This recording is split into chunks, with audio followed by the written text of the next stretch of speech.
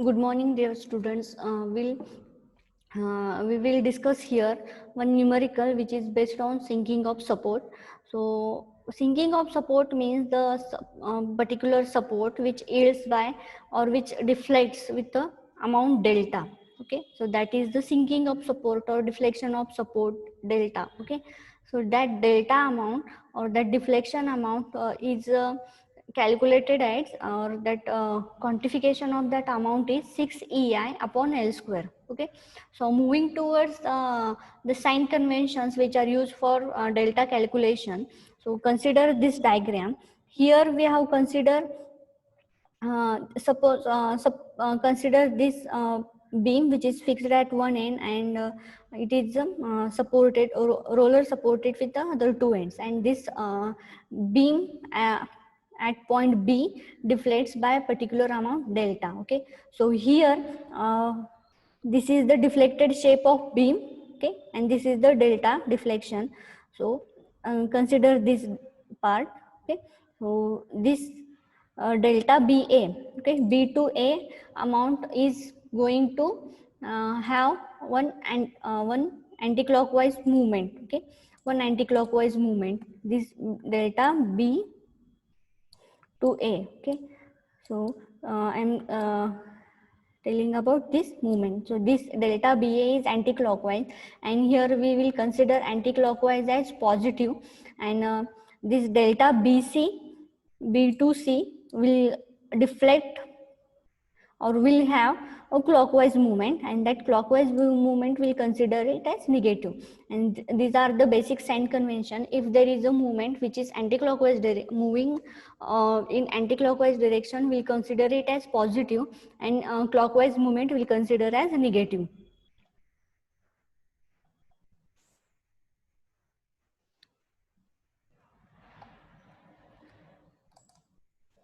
Okay, so these sign conventions are required for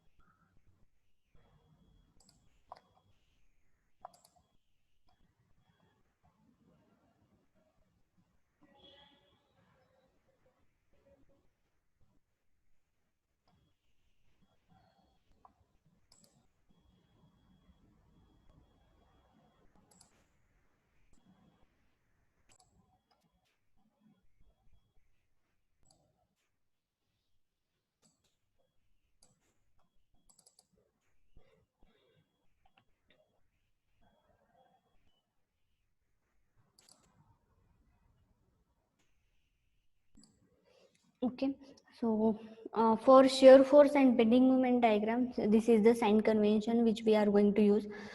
For bending moment, if that particular beam is having a sagging movement because of the externally applied movement, or because of the movement which are there in the joints. Okay, joint movement, or because of externally applied movement, or because of some the end condition. So if that movement gives the beam this type of sagging shape, then we will consider that movement as a anti-clockwise, and anti-clockwise sign we are considering as a positive. Okay, so see, just consider this. Okay, so this is positive movement, and if that particular beam is giving us the anti-clockwise direction, then we'll consider as negative. And similarly, negative slope, so this is theta. Okay, it is going in clockwise direction, so clockwise we are considering as positive. Clockwise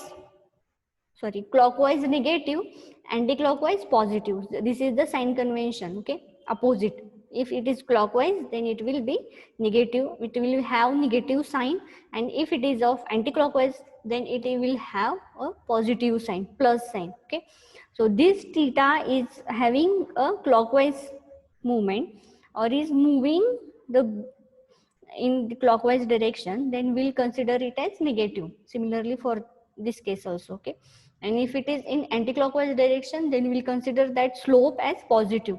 And similarly, this is a negative deflection and moving in downward direction, and if the deflection is in upward direction, that deflection will consider as positive. Okay, so when we'll solve this particular problem, we will get much more clear idea about the sinking of support.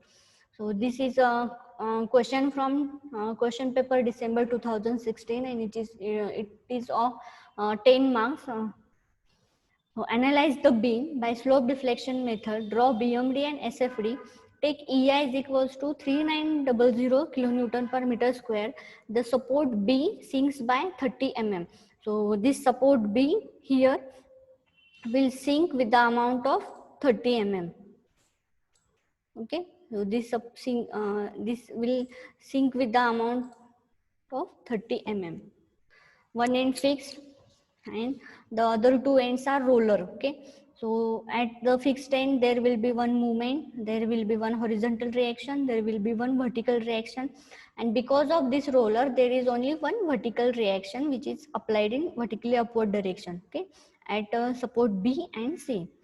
And then sink. Okay, sinks by means there is a downward deflection. Okay, sink, हम ऐसे नहीं बोलते कि beam sink हो रहा है या slab sink हो गया है, तो that particular sinking is considered in downward direction. So downward direction, here we have shown with the arrow. So delta is equals to 0.03 meter in downward direction.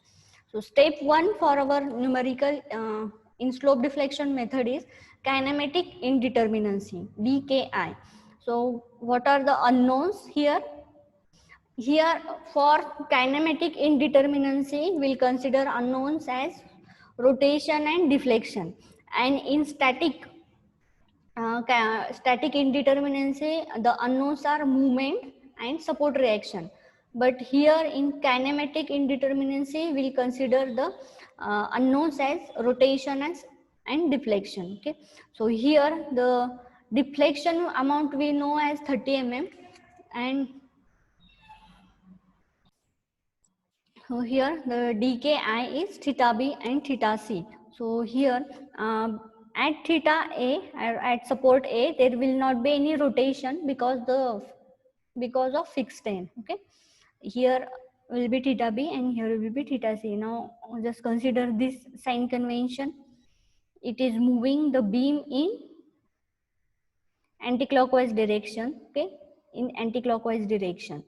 So that's why we will consider this theta B and theta C as negative, and there will be one movement at AB. Okay, so this is the first step, that is finding out the kinematic indeterminacy. We have two unknowns, theta B and theta C, and one known value, that is theta A is equals to 0 because of fixity. Then step 2 for the numerical solving is finding out the fixed end movements. Fixed end movements means we are going to find out the movements which are because of the externally applied load. Okay, so in span, so consider span AB, there is a UDL of 20 kilonewton per meter. So because of UDL, we know what is the movement at the ends. Okay, so that value of the movement is WL square by 12. So consider here this is going in anti-clockwise direction. Okay, MAB is moving in anti-clockwise direction, so we have consider MAB as positive, and here that particular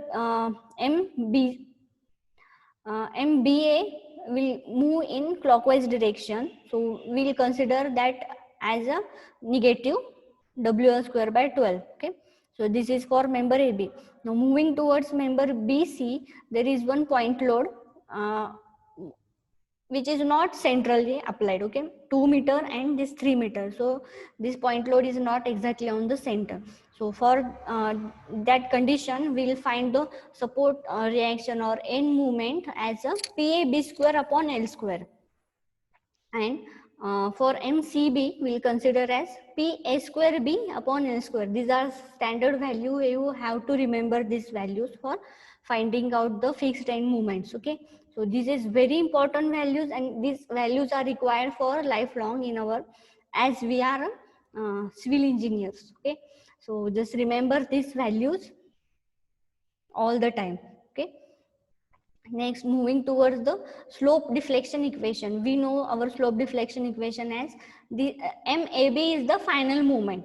Now this final moment is because of what parameters, or what are the particular characteristics which are there on AB span.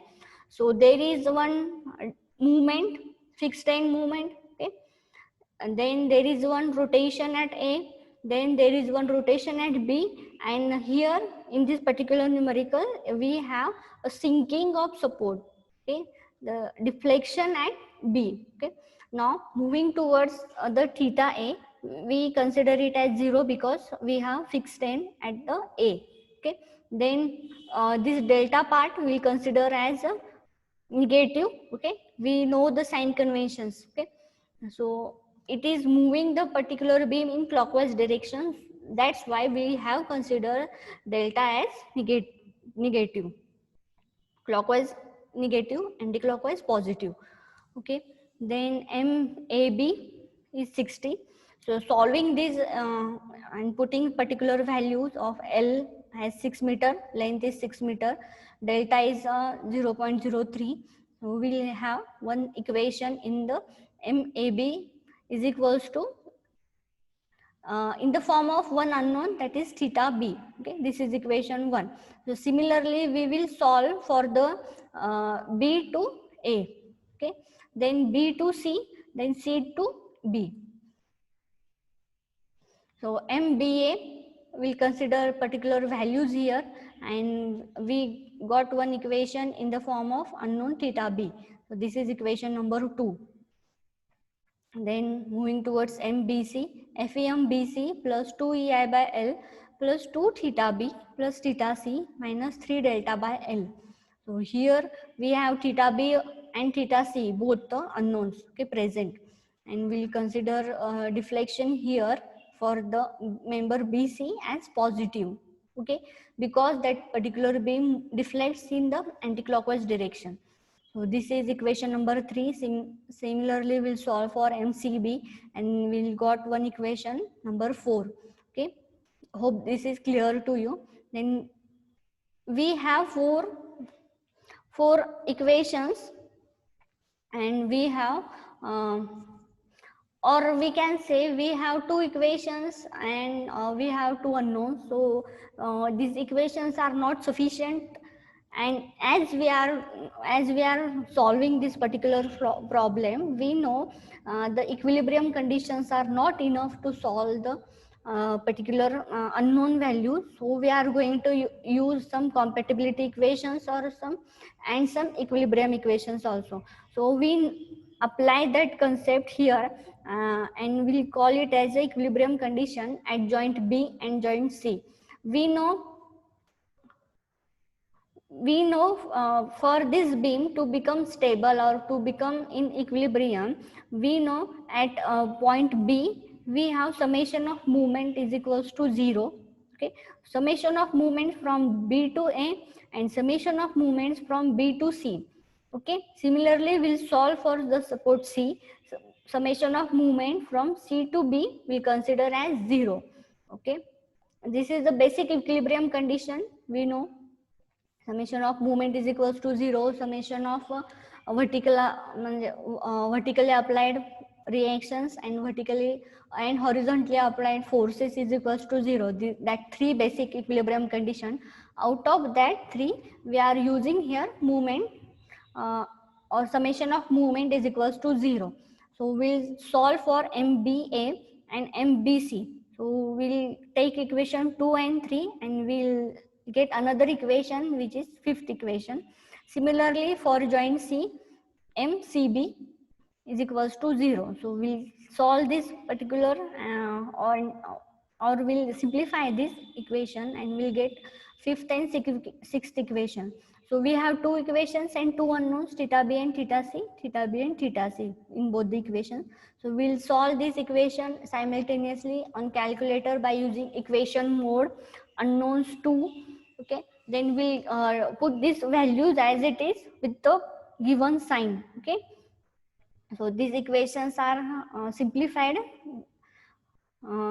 and these particular values you can directly put in your calculator and you will get the theta b and theta c value in terms of EI. Okay, now we'll substitute this value of theta b and theta c from equation 1 to 4.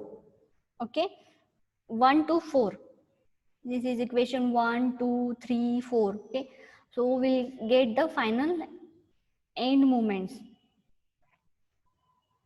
So by solving or by substituting value also of theta b and theta c, we'll get the final moment values. Okay, MBA, MAB, MBA, MBC, MCB. Okay, then the final part of our numerical is drawing of shear force and bending moment diagram. So for solving this shear force diagram, we require forces. Okay, vertical forces or horizontal forces if there are any present. Okay, so we know this load, we know these movements. Okay, this MAB, MBA movement. Okay, so we can find out these reactions RA, RB1.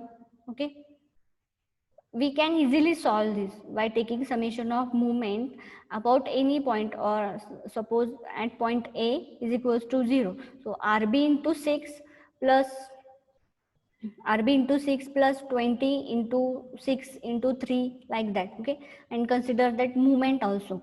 So we get the values of RA, RB1, RB2, R and RC. Okay, this is this background we have there in our previous year. Okay, so consider this externally applied load and the final movement and find out the values of reactions. So we got this reaction values. So Ra, now first there is this slope and deflection diagram are very much easier and we can calculate is in very much easy way. Just you have to